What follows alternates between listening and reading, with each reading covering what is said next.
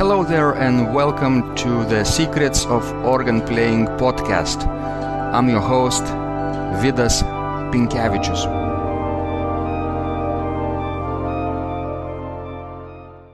Today's guest is the Dutch organist and improviser Sietze de Vries. He is one of the few people on earth I like to fantasize about this famous story that Bach had a contest, improvisation contest with Louis Marchand, the French organist, and Marchand fled the scene after having heard Bach improvise in the rehearsal. Basically, the contest didn't happen. So I'd like to think that Sietze de Vries is one of the people who would stay and fight and play and probably make Bach proud. Let's go to the show. Thank you so much, Sietze, for doing this interview. I'm so excited to finally meet one of my legendary organist improvisers of all time. Well, thank you. That's very big to say, but thanks. That's my favorite thing in the world, of course, improvising. Yes, and you're so generous to share your insights and knowledge with the entire organ world, basically. Oh, but I think that's very important. Whatever important knowledge you have, you should share. That's really the basic thing. And it's so easy nowadays with the internet to share knowledge. So I really think that's very important. Yes. So let me start this conversation, Sietze, by asking you, do you remember the time when you first fell in love with the organ and with improvisation? What happened? How it came into this, your love basically to this instrument? Well, actually that's kind of hard to pinpoint because according to my parents I always played the organ. So we even have some pictures that I'm like 3 years old and I'm already trying the reed organ at home. So basically it was the same as learning how to talk. I learned how to make music. So whatever music I heard and whatever instrument I could find, I would make music. So as long as I can remember, I just wanted to make music, and not even only on the organ. I can remember when I was very young that I even had a kind of plastic saxophone, and I loved that thing too, and a recorder, and whatever made noise, I could make music with it. Wonderful. So basically, were your parents musicians also? No, that's actually the interesting part. I'm the only child from 5 that really was totally into music. And well, my parents had a little reed organ at home, so that was a great gift, of course. And they loved some church music, some choirs, some organs. So we had some music around, but not really that they loved music or that they were musicians, not at all. So I'm actually the odd one out in the family. Aha, I see. Wonderful. Did you have any other interest besides the organ when in your childhood? Maybe sports, maybe reading, maybe other things? Well, that's still the problem. Organs is almost my whole life. I do basically about music and organs, and I do love to make some paintings or drawings. But then again, it's all about organs or churches. So yeah, I'm very one-track minded that way. Wonderful. So Sietze, I remember my first experience with your improvisation when I was a student at University of Nebraska-Lincoln, studying with my wife Oshra for the doctoral program there. And I remember listening to one of your CDs where you improvise in the style of Bach on the organ, and I thought to myself, this is probably a resurrection of Bach. This feeling I had, this was such a profound experience. The memory never let me from this site, and I still remember just as it happened, as it was today or yesterday, but it was like 10 years ago. So I wonder how you became aware of the music of Bach, and how it influenced you. Well, you have to imagine, if you really grow up with music like I did, it becomes a language, and that's also how I teach it. I think it's exactly the same process. So if music is actually your native language, that you can say whatever you want in music, whatever musical thought you have, you can reproduce. And of course what happens then is, if you like certain music, and in my case indeed it was the music of Bach, you want to reproduce that, you want to do something in that style.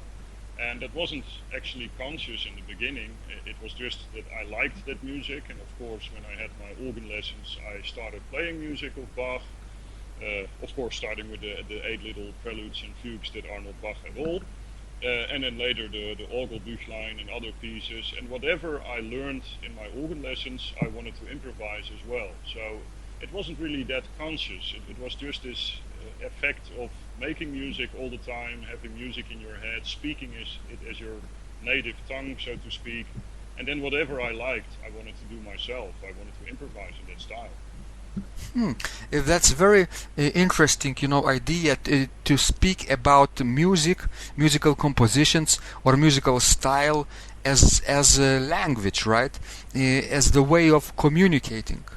Yeah, and actually I think that is also a very good way of thinking about it, because it also explains why so many people don't improvise.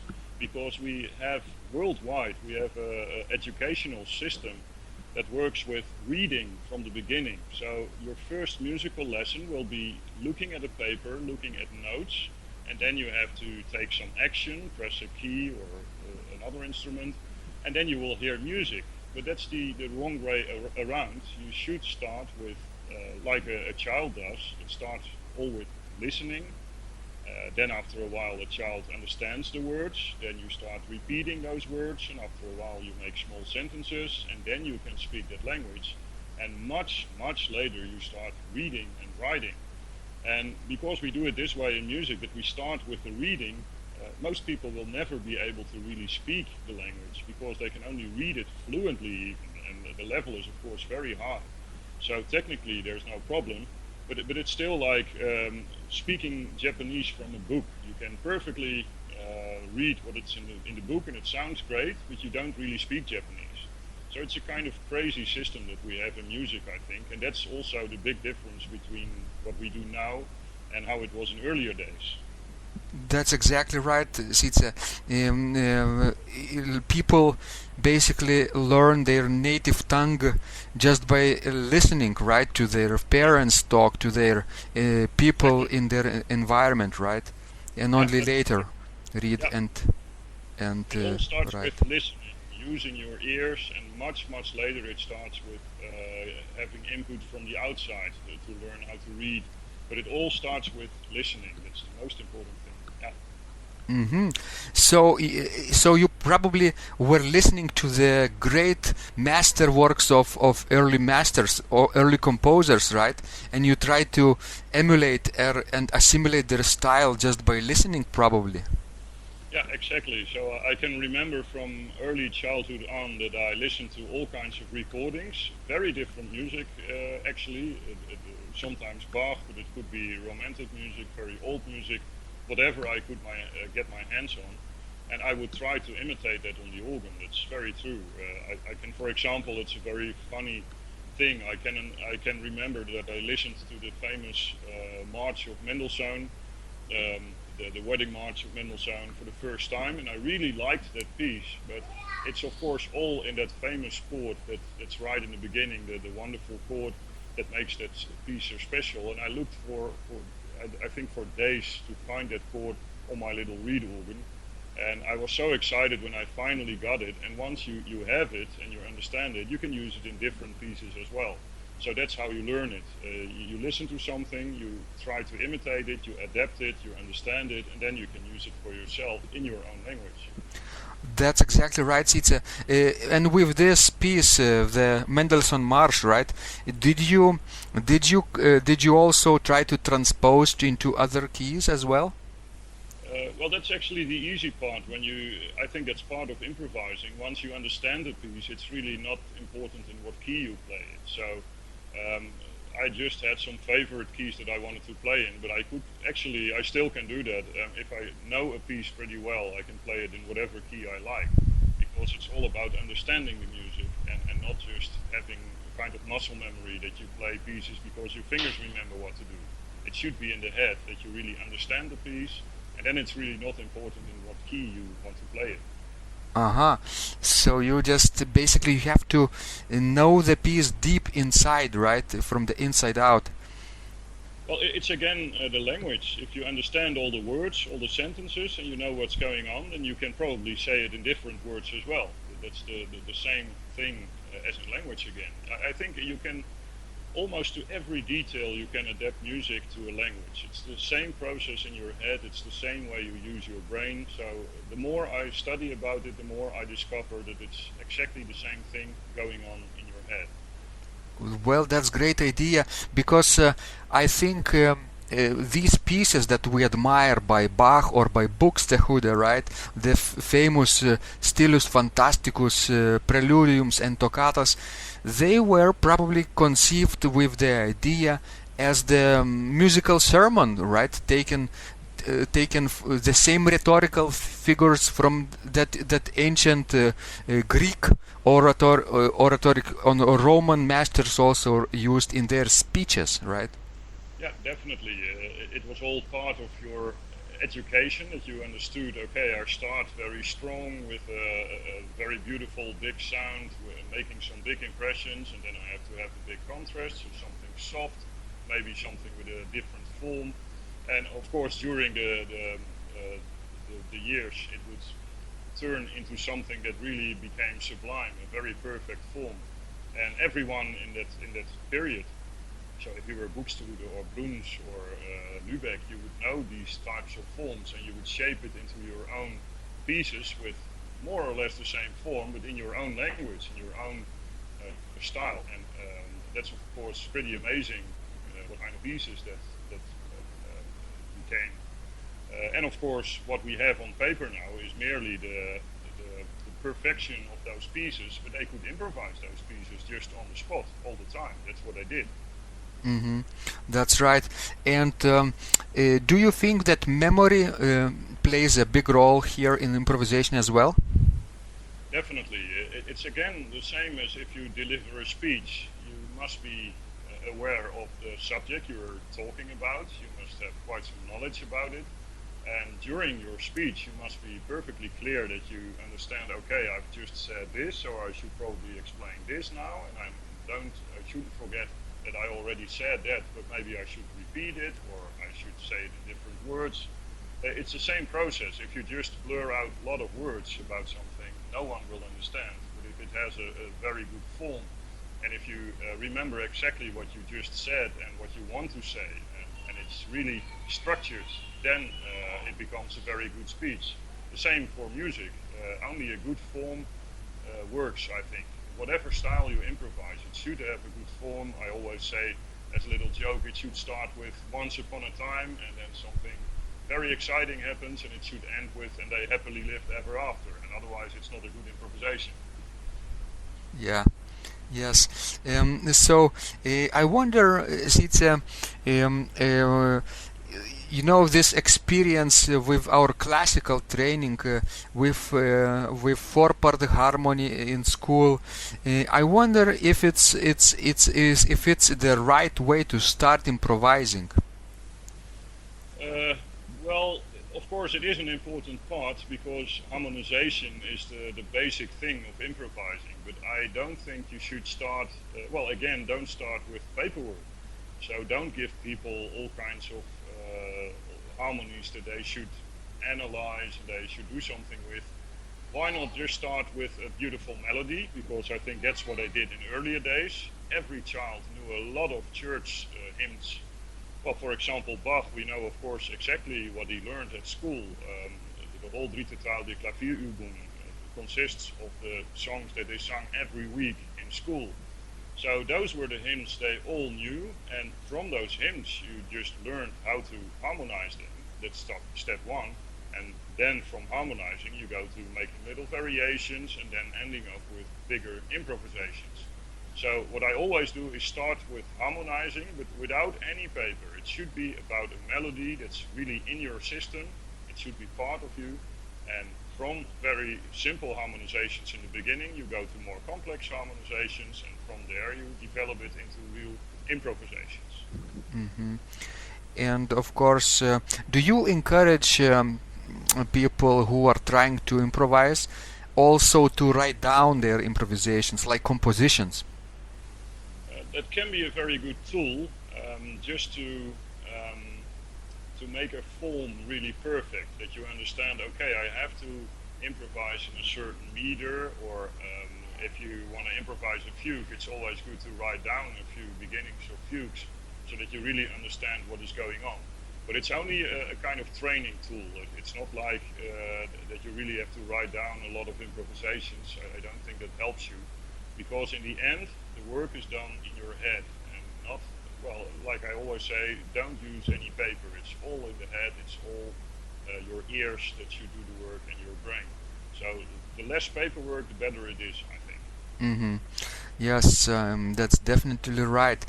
And you know, this great master of improvisation, French master Marcel Dupré, was quite strict about teaching people to improvise. His famous treatise on improvisation starts with 4-part harmonization, and I feel that it kind of limits people right from the starts, because not everybody is on that level of being able to harmonize, in 4 parts. So is there any other more accessible way, do you think, to start improvise?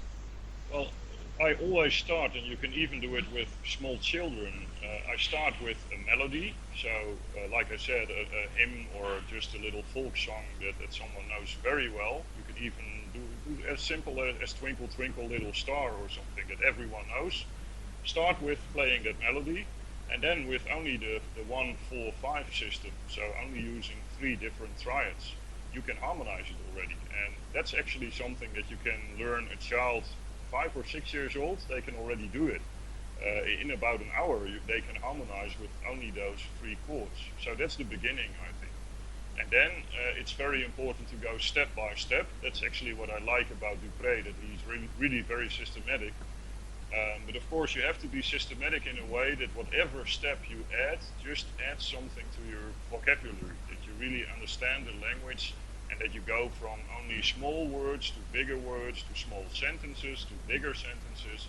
It should make sense, that you really add a little building stone all the time until you really understand what you are doing. And the good thing about that is that if you don't understand something or it doesn't work, you can always go one step back, really study that, and then add that other step. And again, it's the same as in a language. When I started to talk in another language like English or German, in the beginning it's very simple, using the same words over and over again, small sentences. After a while, when you know the language a little bit better, you add more, because the simple things are already part of your system. You don't think about them anymore, it's just there. And then you can add more words, more complicated sentences, and after a while you can almost speak it as your native tongue. But it's always almost, it's never on the same level. No one can do that except when you really are bilingual and you learned it from childhood on, or you have a special gift. And that's the same as in improvisation. When you learn it at a later age, you can still learn the craft of improvisation, but it's never going to be your native tongue like someone who did it from childhood on. So that's why it's so important to start harmonizing with children instead of giving them books and just practicing technical skills on an organ or another instrument. It should be about their ears and about really learning how to have the first steps to speak that language of music. Mm-hmm. That's great, Sietze. I think also that we have to mention to our listeners that one of the great fears people have about improvisation as grown-ups, for example, when they already have some technique and they can play some musical pieces, right, at some level, they have a fear of making a mistake in improvisation. They have a fear of failure, of looking stupid in public, for example, right? Yeah, and of course that makes perfect sense because they already studied music for a long time, so they know what the language is about. They know how it should sound, and then they have to try for themselves, and the words don't come out perfectly. It makes complete sense because they never practiced it, and that's of course the problem when you don't start at an early age. There is such a big difference between what you can improvise and what you can play from the great composers that it's almost impossible to reach that. But it is possible if you train it a lot and if you are really very consistent. But that's actually the main reason that a lot of people don't want to try really to improvise, because why bother? I can play all those beautiful pieces. Why do I have to add my own very childish stuff at the beginning? And only a lot of hard work can bring you on a level that it sounds acceptable. So I totally understand those people. On the other hand, it is really worth it to try it. And of course, you have to make mistakes in the beginning, and you have to try all kinds of things that don't work in the beginning. But the longer you practice it and the more systematically you practice it, the better you get. And after a while, you discover that you can really reach the level of some composers. Of course, you will never be the same as Bach or other really great composers. That's just impossible. But you can go for that goal. You can try how far you can reach to get to a very good level. That's exactly true. And people probably when they start to improvise, right, they are at the basic level and they are already more proficient with their technique, right? And they have to realize that it takes a lot of time and effort to be at that level with improvisation. So if you spend, for example, 5 years in sight reading music and developing technique and playing the repertoire, and you reach a certain level of proficiency, right, you have to probably be honest with yourself and say that it will take exactly 5 years from scratch to start with improvisation in order to be in that level as well. Yeah, that's very true. And of course, it depends on the kind of personality that you have. I have a very good friend in Germany, and he started improvising when he was already in his 50s. He's in his 80s now, actually. But he can improvise wonderful, but he was so systematically about it. He really read everything there's to read in the old masters, what they taught about improvising and what we know about it.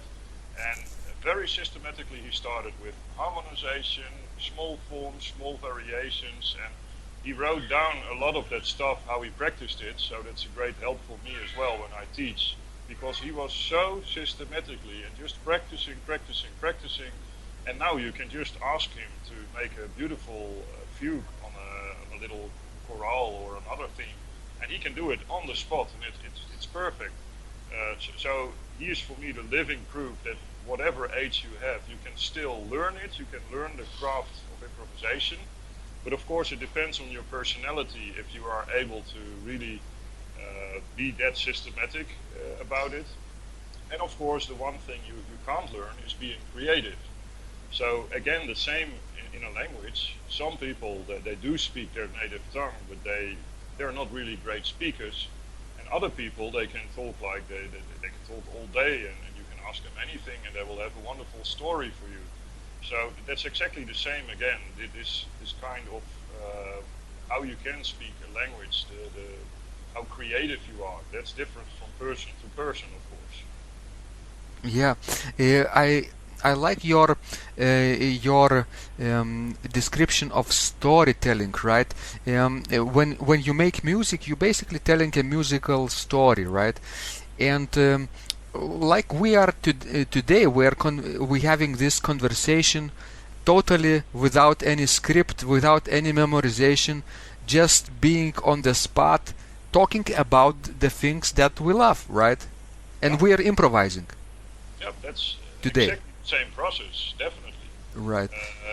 And all kinds of things that comes with music are exactly the same. So say that I'm not feeling well today or I have a headache, I won't be as eloquent to explain something as on another day. And that's the same with improvisation. Some stories work out fine. Sometimes you have an ugly organ that doesn't work at all, and it's really hard work to make a good story. And another day you will have a beautiful organ and it's beautiful weather and you feel good, and then you get a beautiful story. And that's, of course, also the magic of the whole thing.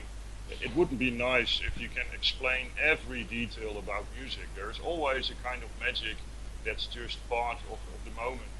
It works or it doesn't. And that's what I love. Otherwise, everyone could do the same thing.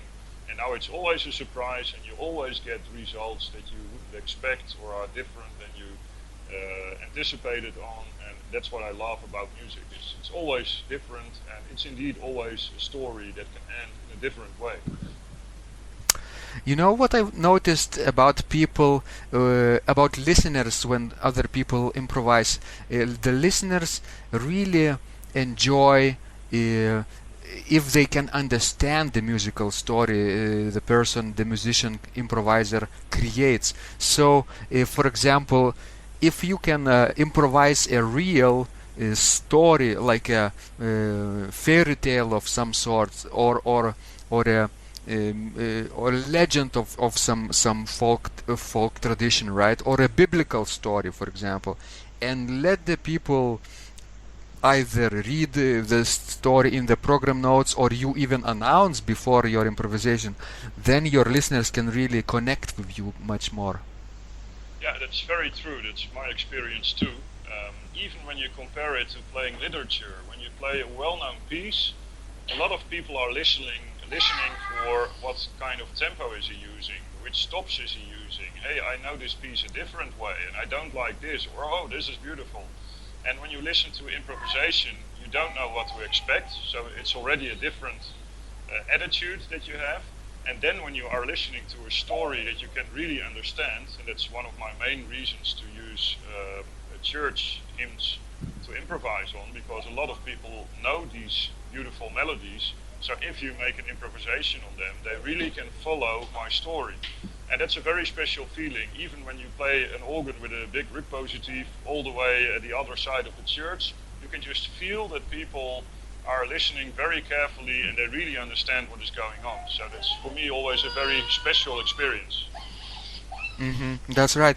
And Sietze, I think another reason for people who are afraid to improvise is that they are always they love to be in control. For example, if they memorize the music or they can sight read it well, then they feel that they are in control, right? But in improvisation, you don't always have this feeling when you are in control, right? You can come up with situations when your one hand wants to go right, and instead it goes down, right, to the left, or vice versa, or your feet are mixed up. So what happens in your situation? How you deal with the factor of the unknown?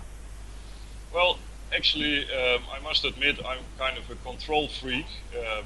So I always try to stay on top of things, that I know exactly what I'm doing. But actually, when you are in the middle of an improvisation and it really goes well, I like the organ, I like the sound. Sometimes things happen and then I hear a recording of that concert and I think, well, what did I do here? How did I do it? I really don't remember anymore. And those are actually the best moments, I think, that you get lifted up at a certain level that you wouldn't expect. It's that just the music catches you and you just go along with the flow. It's really wonderful when it happens. But actually, normally I'm very much in control, because that's the way I study too and how I teach it. Because the more you control all the tools that you have in the musical language, the more you can speak a very good, you can tell a good story. And of course, sometimes things can go wrong in a way that you didn't expect, and then of course you must be able to have the tools to bring it back on track again. And well, the same goes for this one.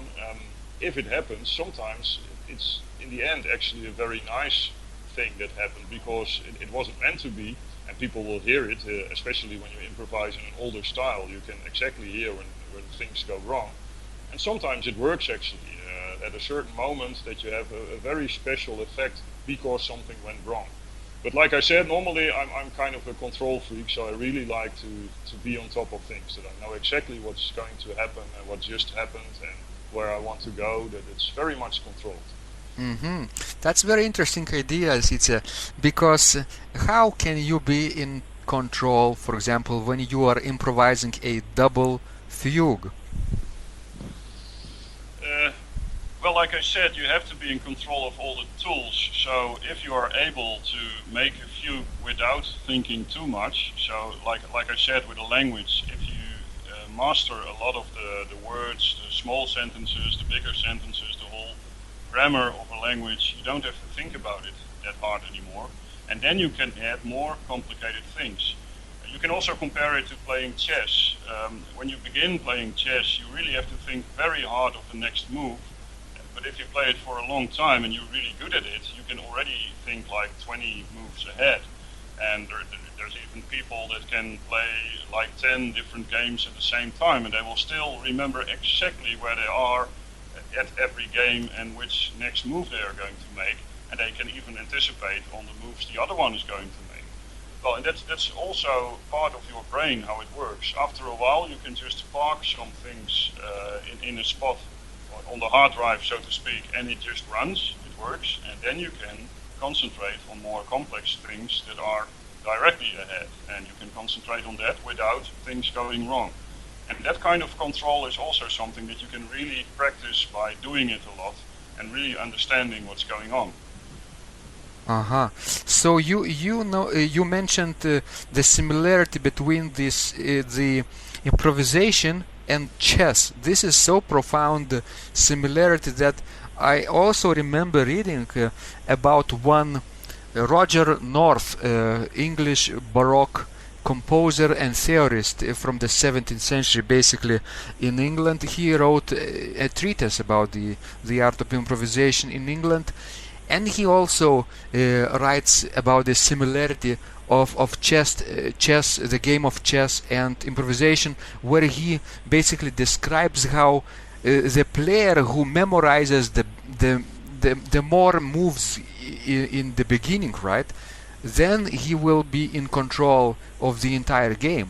So that's how he teaches to memorize certain patterns, not exact figurations of musical ideas, but certain patterns and as they say loci in Latin, right, the ideas basically, and then they can elaborate it later on. Do you think that's a good idea? Yeah, that's exactly what it is, and that's of course why forms came into being. A fugue has a certain form, and even every choral prelude, a good choral prelude, has a certain form.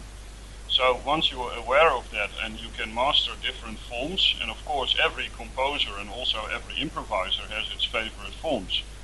You can immediately hear when there is a piece of Bach played anywhere because you recognize the style and certain forms. And the same goes when you improvise. When I improvise in a Baroque style, a lot of people will recognize it because, well, that's typical how I do it. But within those forms, you are completely free what you can do. So the different voice leading, the different chords you use, the different tonalities, different way of making progress in that form, you can change it all the time, but you still have that framework of a form that you can use all the time. And that's actually something that's, like I said, it's on your hard drive. The program just runs and you don't have to think about it all the time. In the beginning, you really have to practice that. For example, if you have a form in a 3/4 meter, you really have to be careful to stay in that meter and not like you often hear when people improvise, that the meter changes all the time. You really have to be aware of a certain rhythm, a certain beat that goes on. and after a while you are able to master it and you don't think about it anymore, and then you can be completely free actually within that form without losing control. Mm-hmm.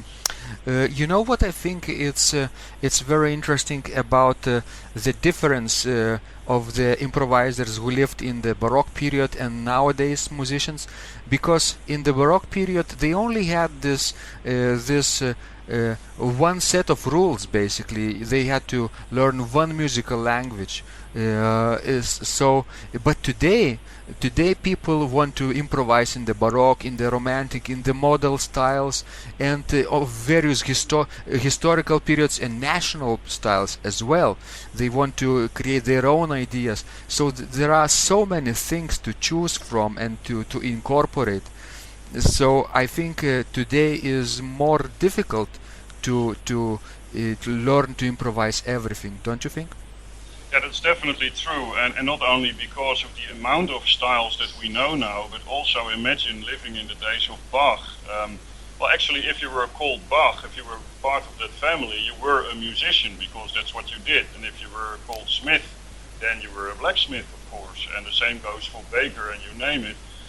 You were just in a certain family, and that was your occupation. That's what you did. So from childhood on, you would just grow up in a certain atmosphere, and you would learn all the things you had to learn to be very good in your trade. And that's also completely changed now. So no one is easily going to speak the language of improvisation as his native tongue. That's really the exception if that happens to you. So that's already the first problem. And then indeed, what is your language going to be? Because, well, there are so many different opinions. There are quite a lot of famous organists that tell me, well, why improvise in an older style? You have to tell something new. But for me, if I improvise in a Baroque style and it really suits the organ I'm playing, it really lets the organ sound wonderful. And it's still a new story. It's not old music, it's brand new music, but in an ancient language. And of course, that's something that you really have to defend these days. But also, it's a problem, I think, because I love modern music as well. But there's also so many things to choose from. I mean, the starting of the atonal period is more than a century ago. So that's old music as well. So what is modern music? So for me, it's important, and that's I discover it more and more. My first thing is the instrument itself. I love to play old organs, so that should be the main focus. That instrument should really sound wonderful when I play it. And if that is the focus, then the question of style is not that important anymore. It's not about the artist telling people, look how wonderful I am, what I have to tell. Now it's about the instrument. Listen how wonderful this instrument sounds. And the good part of that is when the instrument sounds great, they will tell you play wonderful. So it comes actually quite naturally that way. So for me that was really the discovery, okay, it's about the instrument, not about the artist and what I have to tell. I put the instrument in front of everything, and maybe that's crazy for some people, because you can't imagine a violin player telling everyone, well, my instrument is my main thing. No, you go to a concert to hear that violin player. But for me, the instrument is really one of the most important things. That's exactly right, Sietze. I completely agree with you, because you know what sets me free, for example, when I improvise, I always also think about the instrument first and how to basically present it and demonstrate to the people and explore the best and the brightest and the most beautiful sounds it can make throughout the entire recital, for example. So I explore different sounds and stop combinations, and then of course this gives me the flexibility, right? If I for example, if I change the stops by hand, I can be very, very free in choosing the stops that I want. And if I discover that something doesn't work, doesn't fit on that particular instrument, I can do something else just as freely, because I am the creator at the moment, right? Yep, I agree totally. That's exactly my point of view too. And that's also one of the reasons that I never use assistants when I play a concert, because it's so wonderful to be completely free at the instrument and let the instrument do the talking. And actually, when I play a big North German organ and I play a Stilus Fantasticus piece, I always try to use the stops in a way that it makes sense, that you don't have to change the stops every 5 seconds all the time. And then actually you discover that most of the time it really falls in place. It all makes sense, the way of using the stops. And I even have the feeling, and it's of course only a feeling, I can never make that in an official statement, but I always get the feeling that I really understand how people were thinking and playing in earlier days, that you really go from the instrument to the music, and then it all makes sense. And you also discover that a lot of people are all about maybe reading old manuscripts or having very strong thoughts about music, but they still project it on the instrument instead of letting the instrument do the talking. And that's so important, I think, also for organ restorations, for the way you play old music. The organ has to do the talking, because that's still the sound that, well, hopefully at least, that's the sound that the old masters had in their ears too. Mm-hmm. Very interesting idea. I remember when I heard you improvise, and I also had this idea. You know the story about Johann Adam Reinken and Johann Sebastian Bach, how they met for the second time when in 1721, I believe, Bach traveled to Hamburg, right, to Katharinenkirche to play for the old master himself, to improvise for the second time. And Reinken gave this young or not young but already mature Johann Sebastian Bach this compliment of saying, I thought that this art was dead, but I now see that it lives in you. So when I heard your improvisation, Sietze, on YouTube, for example, I thought the same thing. Well, that's one of my favorite stories too, but I would never compare myself to Bach, of course. That's well, like Reger said, the beginning and ending of all music. It's always my goal. I love the music of Bach so dearly, so I always try to incorporate as much as I can in my improvisations. And it's also an interesting thought, why would Reinken say this to Bach? I think Reinken was himself a great improviser, and that's probably one of the reasons that we don't have that much music of his, because he could just improvise very well, and he was very well known, he was famous, so why put a lot of work and writing down all kinds of organ pieces when you are famous for your improvisations? And he was probably at an even higher level than quite some of his colleagues.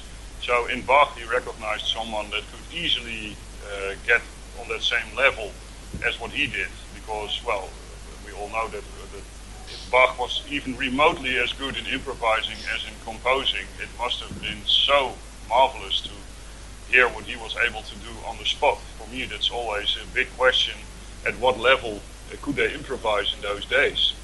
If you imagine a piece like Das Musikalische Opfer, which of course was started out as an improvisation, and Bach just sublimed it by making a composition out of it, I would really die for an example of what did he improvise for the king at that moment. At what level was this? Could he really improvise Ricercare with six voices like he wrote it down? That's so interesting for me to have a glimpse of what were they able to do. Or for example, which is also one of my favorite composers, Matthias Beckmann. He is actually one of those composers, more like the old Renaissance style, that really sat down at a table and worked all those canonic forms, the very difficult forms you really had to sit down and think about them.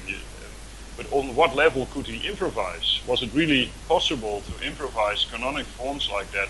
Or was that really the typical difference between improvising and composing? Those are questions that really intrigue me, but we will never know on what level they improvised. It's just impossible to know. So for me that's always very interesting to think about and to try to relive that whole period. Mm-hmm. That's interesting idea, Sietze. I've heard from Bill Porter, the famous American improviser, a citation or an idea that he believes that anything that can be written down basically can be improvised as well. So he believes this. Yeah, that's a dangerous thing to say because at a certain point, when we come to the Romantic period, we can check this, the difference between improvising and composing. So, for example, we have recordings of Dupré improvising, or Vienne, and there's actually a big gap between them improvising and composing.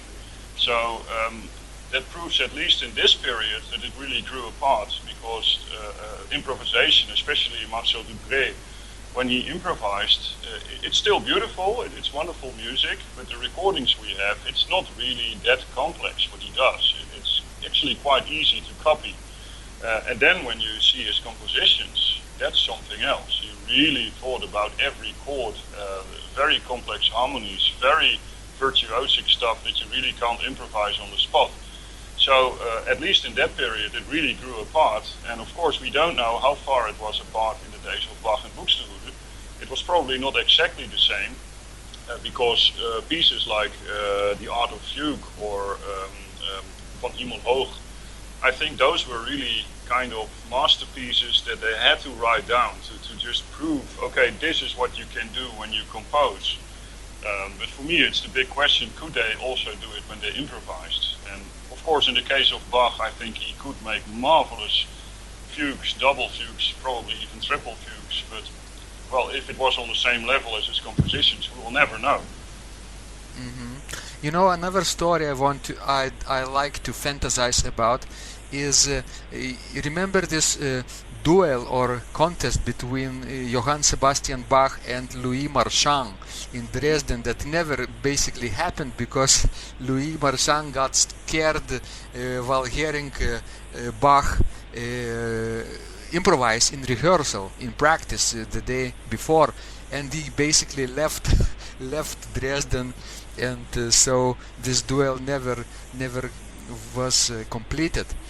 So I wonder if Bach was alive today, and he met such masters as you, yourself, and other people in our profession around the world. I wonder if he would be proud of our achievements as well. Yeah, that's difficult to say. Of course, that's one of my favorite stories too. And I think part of it is that the French style is wonderful. I love it, but it is actually much easier to improvise because it's not nearly as complicated as the German style. It's more the effect of having beautiful chords, beautiful trills, beautiful ornamentation, and it's not so much about having very complex forms. So I can imagine that Marchand was pretty much impressed by Bach, who could not only do a perfect French style, of course, but could do Italian style, his own German style, making very complex counterpoint. That's something that Marchand probably never could do when he improvised. But yes, indeed, if Bach would live today, I have no idea what he would think, and not only about the playing, but also the kind of organs we build, the kind of music we make. I think the big achievement of this day and age is that we have so much information. We can just really drown ourselves in so many things that were impossible in the days of Bach. On the other hand, when you lived in those days, imagine you were a musician and the only thing you did was making music, thinking about music. If you had a concert somewhere, you were traveling for weeks, months maybe. That was your one goal for a whole part of the year sometimes. The same for organ building. An organ builder would just travel for weeks to get at a certain point, to talk to people about the organ. Then months later he would have a nice plan how to do it. It took a lot of time, but it was also all they did. So they were really good at their profession, and they didn't have all the things we have that we have to do at the same time, and we just take half an hour for this, and then we travel for an hour with the car to something else. And there are so many things that distract us from just being a very good musician or a very good organ builder. So for me, that's also a very interesting question. Is that one of the reasons that maybe they were much better than we think in those earlier days? Not only in organ building, because that's something we can still just see, that a lot of old organs sound just better than most new organs. But was it the same with music making? That's a big question for me. That's true. That's true, Sietze.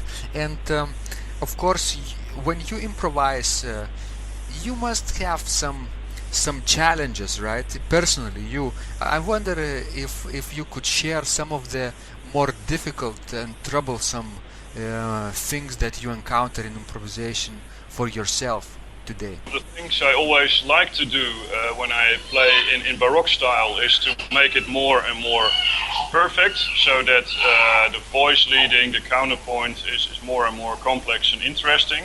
But I also like to play in different styles that I don't really master that well. And well, one of my wishes is, for example, that I'm able, maybe in a few years, to play in a style of the earlier French romantic, like Vidor or Franck. Because the thing is, most people, there are of course tons of organists that like to play in a French style, and then they mean the style of Courcheveau and later. And actually that means don't have too many rules, be very virtuose, use the organ very impressive, which is fine, but what I like is I never met an organist that can really do a symphony in the style of Vierne or Vidor or a beautiful Franck symphonic piece. And that's much harder because, again, like in Baroque style, you have so many more rules to adapt to that it really sounds right, and that's not just a kind of fantasy or something brand new that no one can judge.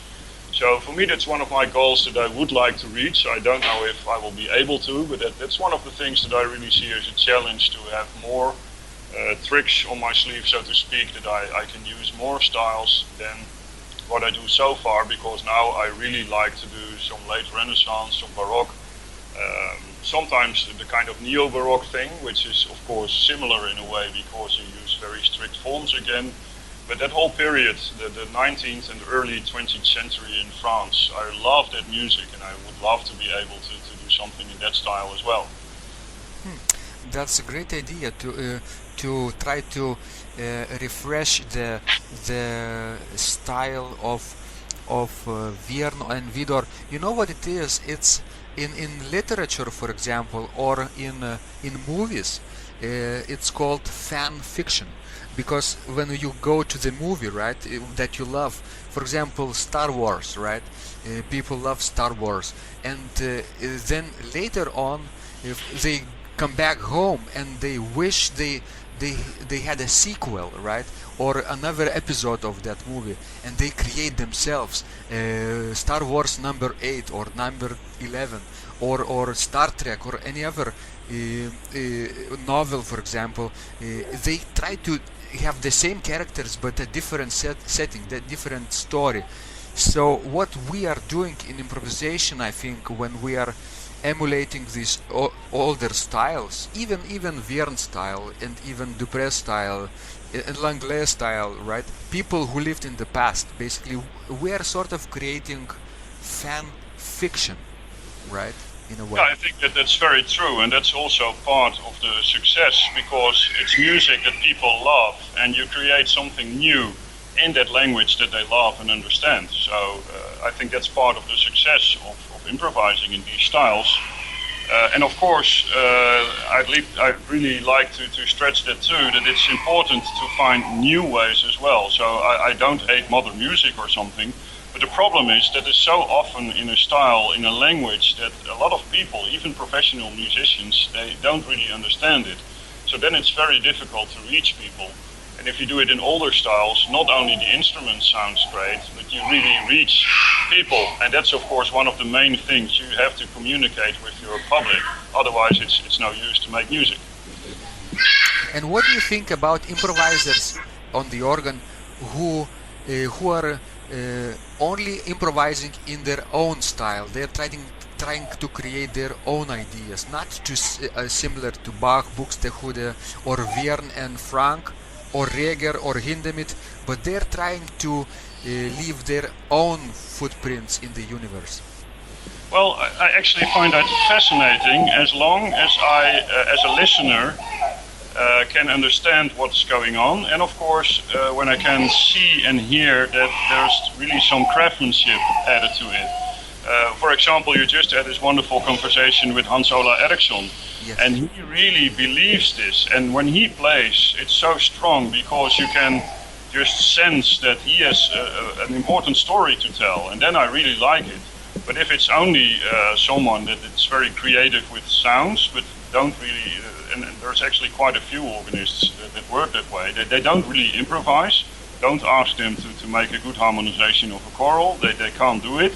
But they think they improvise because they will make very special sounds, and of course an organ is a perfect sound machine. You can make a lot of very impressive sounds, and if you are able with your creative talents to make something interesting out of it, you will get results. But I really don't like that approach. Actually, even in Haarlem at the famous contest, it's still in that mode that you should have something special to tell, and it's not bound to any rule. So it's also totally impossible to judge it, because how can you judge something that you don't understand? So I think that's a dead street. You really have to come up with things that you believe in, that really are part of a craft, and then you can maybe tell something new. But like I said, it is important to always look for new things, but it shouldn't be the only thing, because that's also a tendency that organists that only support modern improvisation, they hate it when you do something in old style. They will really tell you that something that's from the past, we don't need it anymore, don't do that it's ancient history. And then I really disagree, because it's and. You have to do both. You have to look for new ways, but it's also as important to let the old organ sound good, and to be able to recreate music from the past, to really understand the music better, because, well, I'm a better organist because I play in old styles, so I really can understand what Hoekstede was thinking when he composed something, and I think that's worth something too. And of course the whole idea that you can tell whatever you like in whatever style on whatever organ, that you can adapt to the instrument, that's very important to me. Much more important actually than just having only my own story and the organist to adapt to it, whether it can or not. That's not the way I like to go. But like I said, I do like modern improvisation a lot actually. Uh-huh.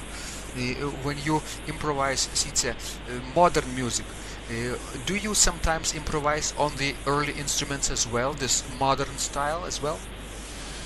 Depending on the instrument, sometimes you can do wonderful things. For example, well, I just played last week in Amsterdam on the beautiful organ in the Nieuwe Kerk, a wonderful instrument, and I had to improvise for an hour, which I normally don't do because that's too long, I think. But they asked it, so I decided to do an improv in, well, more or less the style of Bach, then a modern improv, and then something, a big partita in a Baroque style. And that modern improvisation was not really that modern, it was kind of Hindemith style, a little bit in the neo-Baroque style, but it really fits the organ very well, because a neo-Baroque style is of course, well, compared to Diesler having this wonderful old organ in Lübeck, that's the type of sound that you can really use to play in that style as well.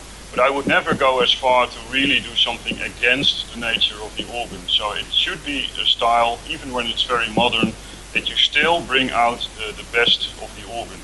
And that's of course a big challenge, and it doesn't always work, but it's worthwhile trying things and see what happens. Mm-hmm, that's exactly right. But at the same time, sometimes the instruments, the older instruments, have such a tremendous depth and breadth of possibilities that we sometimes can really play not only modern music but even avant-garde music on these. I remember, for example, hearing on the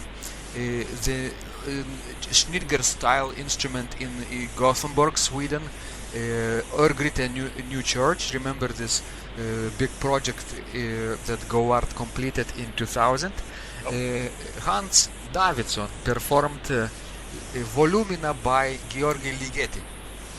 On this instrument that is completely quarter comma mean tone, 4 manuals, basically North German style layout, everything is pumped by hand, he had kalkans and everything, But he performed this avant-garde music from the 1960s, and it sounded so convincing, of course, with these clusters and these strange and weird sounds.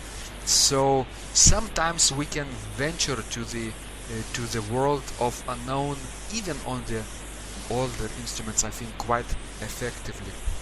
Yeah, that's very true. My good friend Bernhard Etzkes, the organ builder, he always says good sounds support a lot of music and bad sounds don't support anything. So, and I think that's very true. That means if you have a very good organ sound, even when it's a very old organ, you can still play a lot of different music on it. It's especially true, I think, for my favorite organ here in Groningen, in the Martinikerk. It supports a tremendous amount of music. You can really play from Zweling till, well, at least till Mendelssohn, but they even play Reger on it, and even sometimes some French romantic music. And because the sound is just so beautiful, so vocal, so musical, it really supports a tremendous amount of music. Can you tell our listeners where they can find out more about you and your work online? Well, it's easy. You can just Google my name and then you will find the website. It's just www.sietzedevries.nl. So that's very easy to find. Excellent. So, Sietze, you've been such a great inspiration for the people around the world. I thank you for wonderful this conversation we are having today, and I wish many years ahead of you with your musical adventures around the world in various styles, in earlier and later styles. And I also want to imagine that if Bach was alive and he had a contest with you instead of Louis Marchand, you wouldn't flee, right? You would stay and fight. You would play. I think that's true. Well, I'm not sure about that, but I will have a look for my wig and see what happens. Thank you very much. I enjoyed the conversation very much, and it was nice to finally speak to you live, because I follow your work and I think you're doing really great work. Thank you, Sietze. See you. Okay, goodbye. Bye-bye. If you liked this conversation, I encourage you to visit my blog Secrets of Organ Playing at organduo.lt, where you will find lots of insights, practical advice and training for every area of organ playing. You can subscribe to this blog for free to get your daily dose of inspiration and to be the first to know when any of my future podcasts roll out. I hope to help you reach your dreams in organ playing. I'm Vidas Pinkevicius. Thanks for listening, and I'll catch you online really soon.